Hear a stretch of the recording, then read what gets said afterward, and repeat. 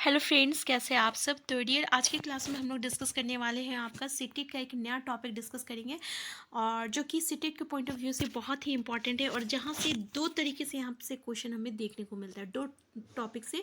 तो पहला टॉपिक हम लोग डिस्कस किए थे यहाँ पे, जहाँ पे हम लोग डिस्कस किए थे आपका भूमंडल के बारे में, और यहाँ पे हम लोग महाद्वीप के बारे में भी देखे थे। महाद्वीप से जो क्वेश्चन आता है उसके बारे में हम लोग डिस्कस कर चुके थे, ठीक है। इसके अलावा आज हम लोग करने वाले हैं आपका महासागर से। अब देखिए, महासागर से भी क्वेश्चन पूछा जाता है। क्या क्वेश्चन पूछा जाता है, देखिए। तो महासागर जो रहता है ना, जैसे कि महासागर जलमंडल में मुख्य भाग है, और आपस में जो एक दूसरे से जुड़े हुए रहते हैं, जैसे कि तरंगे हो गया, ज्वार भाटा हो गया, और महासागर धाराएं जो है, ये आपका महासागरीय जल की तीन मुख्य गति होती है। तो पूछ देख लीजिए क्या क्या गति होती है महासागर में। तो तरंगे होती है, ज्वार भाटा होता है, और धाराएं होती है। ये तीन गतियाँ होती है। बड़े से छोटे आकार का आधार पर जो है 5 महासागर होता है। कौन कौन सा महासागर होता है? एक प्रशांत महासागर होता है, एक अटलांटिक महासागर होता है, एक हिंद महासागर होता है, एक दक्षिणी महासागर होता है, एक आर्कटिक महासागर होता है, ठीक है। ये 5 महासागर होता है। तो 5 महासागर, तो देखिए, प्रशांत महासागर, अटलांटिक महासागर, हिंद महासागर, दक्षिणी महासागर तथा आर्कटिक महासागर। अब यहाँ से क्वेश्चन क्या क्या पूछा जाता है, जैसे कि प्रशांत महासागर जो है सबसे बड़ा महासागर है। पूछ लिया जाएगा सबसे बड़ा महासागर कौन है? प्रशांत महासागर है। ये पृथ्वी के 1/3 भाग पे फैला हुआ है, और पृथ्वी का सबसे गहरा भाग जो है, जिसको हम लोग क्या कहते हैं, मरियाना गर्त कहते हैं, ये प्रशांत महासागर में स्थित है, ठीक है। प्रशांत महासागर कैसा है? वृत्ताकार है। कैसा है? वृत्ताकार है। और एशिया, ऑस्ट्रेलिया तथा उत्तर एवं दक्षिण अमेरिका इसके चारों ओर स्थित है। इससे पहले हम लोग महाद्वीप के बारे में पढ़े थे ना, एशिया, ऑस्ट्रेलिया, उत्तर और दक्षिण अमेरिका, तो ये इसके चारों ओर स्थित है। फिर आता है आपका अटलांटिक महासागर। ये विश्व का दूसरा सबसे बड़ा महासागर है, और ये अंग्रेजी कैसे इसका दिखता है, तो एस की जैसा दिखता है। और इसके पश्चिमी किनारे पर उत्तर एवं दक्षिणी अमेरिका है। देखिए, पश्चिमी किनारे पर उत्तर एवं दक्षिण अमेरिका है, ठीक है। यानी उत्तर दक्षिण अमेरिका जो महाद्वीप पड़े थे, और पूर्वी किनारे पर यूरोप और अफ्रीका है। तो ये सब याद रखिएगा, पूछ लिया जाएगा कि भाई ये बताइए कि पश्चिम में क्या है। पश्चिम तो इधर हो गया ना, तो पश्चिम में क्या है देखने को मिलेगा, तो उत्तर और दक्षिण अमेरिका। जैसे ये उत्तर अमेरिका था, ये दक्षिण अमेरिका था, और इसके आपका पूर्वी पे क्या है, तो आपका यूरोप और अफ्रीका है। क्या है? यूरोप और अफ्रीका है। अटलांटिक महासागर की तट रेखा बहुत अधिक तंदुरित है, और ये अनियमित तंदुरित तट रेखा प्राकृतिक पोताशियम प्रतनों के लिए आदर्श स्थिति है। व्यापार की दृष्टि से ये सबसे व्यस्त महासागर है। तो व्यापार की दृष्टि से सबसे व्यस्त महासागर कौन सा है? तो आपका क्या है? अटलांटिक महासागर है। फिर आपका हिंद महासागर है। ये एक ऐसा महासागर है जिसका नाम देश के नाम पे पड़ा है, यानी भारत के नाम पे पड़ा है, क्योंकि भारत का नाम हिंदुस्तान है, और इसी के नाम पे हिंद महासागर पड़ा। और ये महासागर लगभग कैसा है? त्रिभुजाकार है, ठीक है।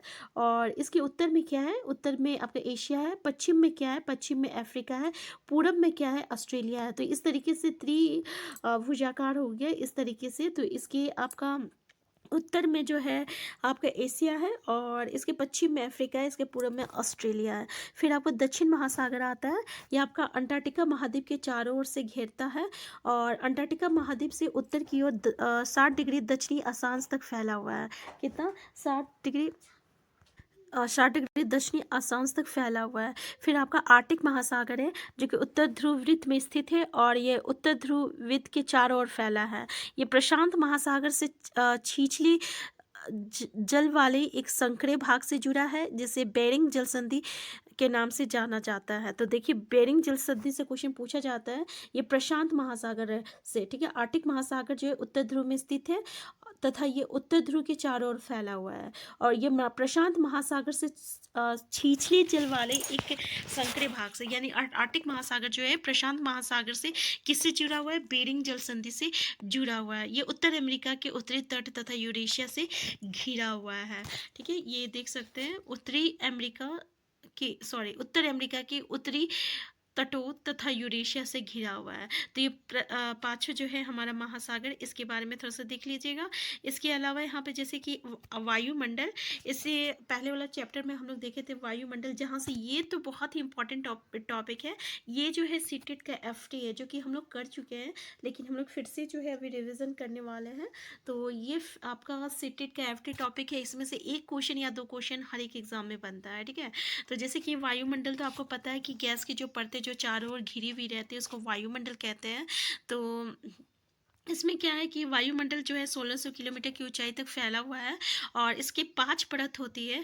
कभी कभी आपको क्रोनोलॉजिकल में ऑर्डर में ही पूछ लिया जाएगा। सौरमंडल आता है पहला, फिर समताप मंडल आएगा, फिर मध्य मंडल आएगा, फिर आयन मंडल आएगा, फिर बहिमंडल आएगा। ठीक है, आप ऐसे देख सकते हैं, सौरमंडल, समताप मंडल, मध्य मंडल, आयन मंडल, बहिमंडल। इसको आयन मंडल को ब्रह्मंडल भी कहते हैं। ठीक है ना, तो ये भी पूछा जाता है। अब यहाँ से क्वेश्चन आपको जो है बहुत अच्छा अच्छा क्वेश्चन पूछा जाता है, बहुत तरीके का क्वेश्चन बनता है। जैसे कि मौसम संबंधी घटनाएं किस में होती है, सौरमंडल में होती है, ऐसा क्वेश्चन पूछा जाता है। फिर तो देखिए यहाँ से अब क्वेश्चन पूछा जाता है जैसे कि सौरमंडल, समताप मंडल, मध्य मंडल, आयन मंडल, बहिमंडल। तो ये सारा मंडल का अपना अपना फंक्शन होता है। पहला क्वेश्चन तो क्रोनोलॉजिकल ऑर्डर से पूछ लिया जाएगा कि भाई इसको क्रोनोलॉजिकल ऑर्डर में अरेंज कीजिए। तो देखिए पहला जो है सौरमंडल है, फिर आपका समताप मंडल है, फिर आपका मध्य मंडल है, फिर आयन मंडल है, फिर बहिमंडल है। ठीक है, आयन मंडल को हम लोग ब्रह्मंडल भी कहते हैं। तो इस तरीके से ये क्रोनोलॉजिकल ऑर्डर में अरेंज है, आपको इधर उधर करके दे दिया जाएगा और फिर बोला जाएगा कौन सा सही ऑर्डर है। ठीक है, तो ये क्वेश्चन पहला बनता है। दूसरा क्वेश्चन क्या बनता है कि सारे मंडल का ना अपना अपना फंक्शन होता है और उसमें से क्वेश्चन बनते हैं। जैसे कि अगर हम बोले कि आपका मौसम संबंधी जो भी घटनाएं होती है जो वो किस मंडल में घटित होती है, तो ये आपका सोम मंडल में घटित होती है। फिर कौन सी मंडल है जो कि मौसम संबंधी घटनाओं से मुक्त होती है और इसलिए हवाई जहाज के लिए हवाई जहाज चलाने के लिए उपयुक्त होती है, तो ये आपका समताप मंडल होता है। तो समताप मंडल में 3 क्वेश्चन बनता है। पहला तो हवाई जहाज उड़ाने के लिए कौन सी मंडल उपयुक्त होती है, समताप मंडल होती है। दूसरा ये कि कौन सा मौसम संबंधी घटनाओं से मुक्त होती है, तो समताप मंडल होती है। और किस मंडल में आपका ओजोन लेयर रहता है, तो ओजोन लेयर जो रहता है ना, ये इसी मंडल में रहता है, समताप मंडल में रहता है। ये ओजोन लेयर का काम क्या रहता है, तो जो हमारे हार्मफुल गैसेस है, इंफ्रारेड। ठीक है, ये इंफ्रारेड जो रहता है ना, हार्मफुल गैसेस रहता है, तो इससे जो रहता है ये हमको समताप मंडल जो रहता है प्रोटेक्ट करता है। ठीक है, तो समताप मंडल प्रोटेक्ट करता है, मतलब ओजोन लेयर जो रहता है उसको अपने में ट्रैप कर लेता है और उसको धरती पे आने नहीं देता है, क्योंकि ये धरती पे आएगा ना वो रे, तो हम लोगों के लिए काफ़ी हार्मफुल रहता है।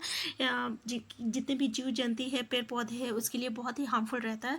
तो ये ओजोन लेयर ट्रैप कर लेता है, तो इस तरीके से ओजोन लेयर जो है इंफ्रारेड को आने नहीं देता है। ठीक है, तो ये भी क्वेश्चन पूछा जाता है। इसके अलावा उल्का पिंड जैसे है ना, जैसे मध्य मंडल में आता है ना वो जल जाता है, ये क्वेश्चन पूछा जाता है। फिर आयन मंडल है, आयन मंडल को हम लोग ब्रह्मंडल कहते हैं, जिसमें रेडियो संचार के किस में होता है, आयन मंडल में होता है। ठीक है, फिर बहिमंडल जिसमें गैस जो रहती है ना, जो हल्की जो बहुत ही पतली परत होती है, बहिमंडल, और इसमें गैस जो होता है ना, हीलियम और हाइड्रोजन, वो जो रहता है वो आपका तैरता है। ठीक है, तो इस तरीके से 5 मंडल से जो है क्वेश्चन जो है पूछे जाते हैं। इसके अलावा इसका हाइट से भी पूछा जाता है कि सौरमंडल कितनी ऊंचाई तक है। ठीक है, तो ये जो है क्लास 7 में है, जो कि हम लोग फिर से ब्रीफ डिस्कशन वहाँ पे करेंगे। तो ये कुछ इंपॉर्टेंट था। इसके अलावा आप देख सकते हैं यहाँ से और एक दो क्वेश्चन जो रहता है इंपॉर्टेंट बनता है, और वो क्या बनता है, तो भाई जैसे कि आपको पता है कि हमारे जो वायुमंडल में है उसमें जितनी भी गैसेस है उसकी जो परसेंटेज है अलग अलग होती है। जैसे कि यहाँ पे शुष्क हवा का 99% भाग होता है ऑक्सीजन और नाइट्रोजन का बना है, और जो कि साफ तथा शुष्क हवा का 99% भाग है, देख सकते हैं। इसमें नाइट्रोजन कितना प्रतिशत है, आपको ना क्रोनोलॉजिकल ऑर्डर में पूछ लिया जाएगा कि कौन सा गैसेस सबसे ज़्यादा है। तो जैसे कि नाइट्रोजन जो रहता है ना 78% है, फिर ऑक्सीजन 21% है, बाकी का जो 1% होता है ना, इसमें आपके बाकी जितने भी गैसेस है, जैसे कि कार्बन डाइऑक्साइड हो गया, आर्गन हो गया, इसके अलावा जो भी डस्ट पार्टिकल्स हैं, ठीक है ना, वो सारी चीज़ें इसी में प्रेजेंट रहते हैं। तो यहाँ से भी क्वेश्चन हमें देखने को मिलता है। और आपको पता है ना कि ऑक्सीजन जो रहती है हम लोग के लिए आवश्यक होती है। नाइट्रोजन क्यों आवश्यक होती है, तो नाइट्रोजन प्राणियों की वृद्धि के लिए भी आवश्यक है।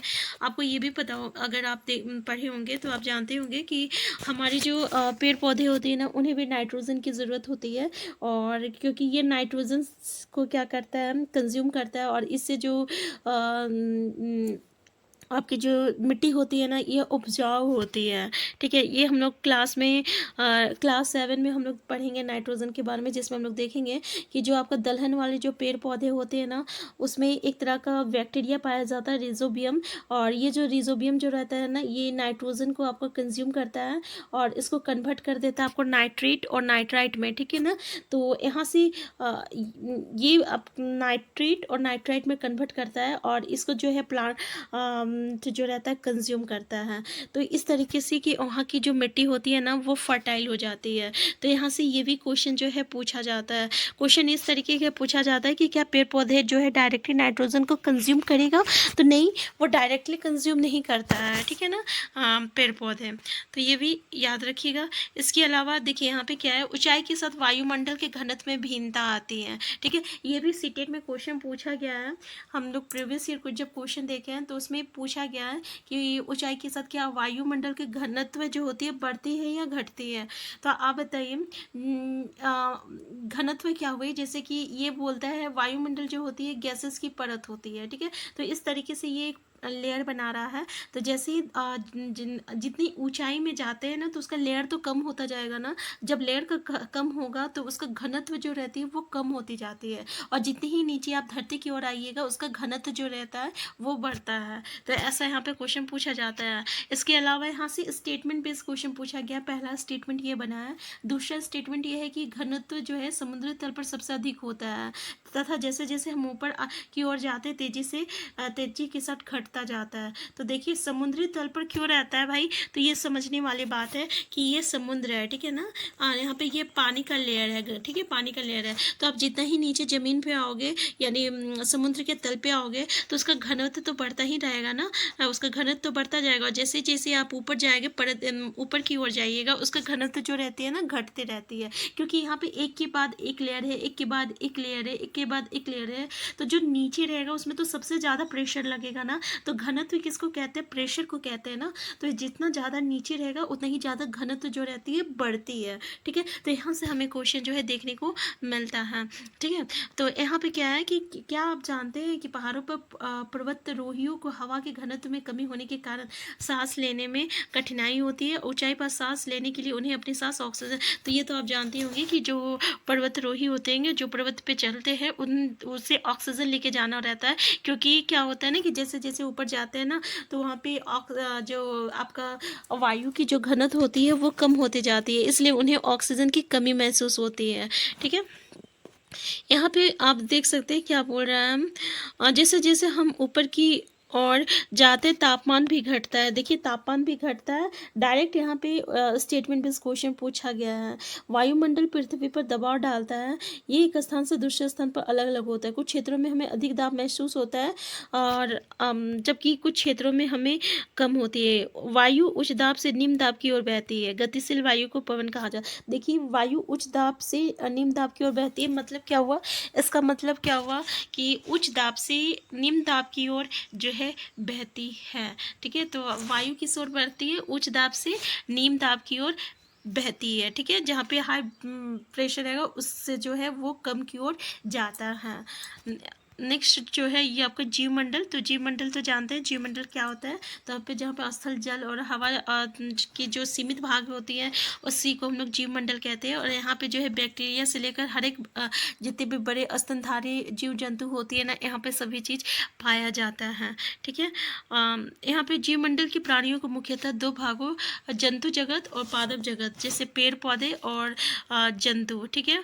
तो दो भागों में हम लोग यहाँ पे देखा गया है। इसी प्रकार प्राकृतिक आपदाएं जैसे भूकंप से पृथ्वी की सतह में परिवर्तन हो जाता है। हाल ही में सुनामी के कारण अंडमान और निकोबार द्वीप समूह का कुछ भाग जो है पानी में डूब गया है।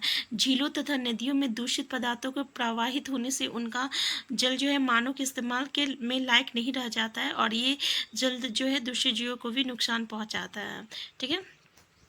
तो इस चैप्टर से यही कुछ इंपॉर्टेंट था जो कि हम लोग डिस्कस कर चुके हैं। हम नेक्स्ट क्लास में नेक्स्ट चैप्टर को डिस्कस करेंगे। इस क्लास में नए चैनल में नए हैं तो प्लीज़ चैनल को सब्सक्राइब कर लीजिएगा और वीडियो हेल्प आपको अच्छा लगा होगा तो लाइक और शेयर करना मत भूलिएगा। Thank you.